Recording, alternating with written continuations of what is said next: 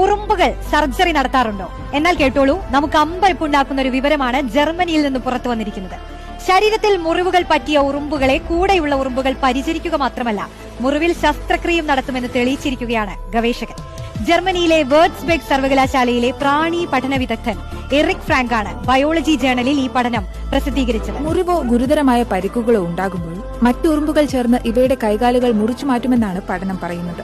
അണുബാധ പടരാതിരിക്കാൻ മുറിവേറ്റ സഹ ഉറുമ്പുകളെ അടിയന്തരമായി ഇവർ കൂട്ടിലെത്തിക്കുകയും ചെയ്യുന്നു. എന്നാൽ ഫ്ലോറിഡയിലെ കാർപെന്റർ ഉറുമ്പുകളിൽ നടത്തിയ നിരീക്ഷണം അക്ഷരാർത്ഥത്തിൽ മനുഷ്യനല്ലാത്ത ജീവികളിൽ നടക്കുന്ന ജീവൻ രക്ഷാ പ്രവർത്തനത്തിന്റെ ആദ്യ ഉദാഹരണമാണെന്ന് റിപ്പോർട്ട് ചൂണ്ടിക്കാട്ടുന്നു.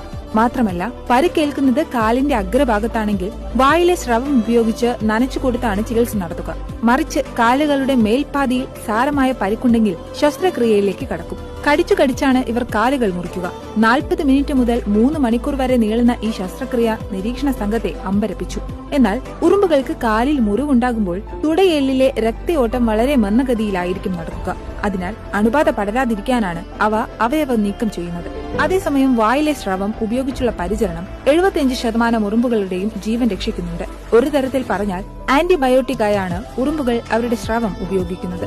എനിക്ക് പറഞ്ഞാല് നമ്മൾ മനുഷ്യന്മാര് മാത്രമല്ല ഈ ശാസ്ത്ര സാങ്കേതിക വിദ്യയിലൊന്നും മുന്നിട്ട് നിൽക്കുന്നത്, നമുക്കൊപ്പം മത്സരിക്കാൻ ഇപ്പൊ ഉറുമ്പുകളും കൂടെ വന്നിരിക്കുകയാണ് എന്നുള്ളതാണ്.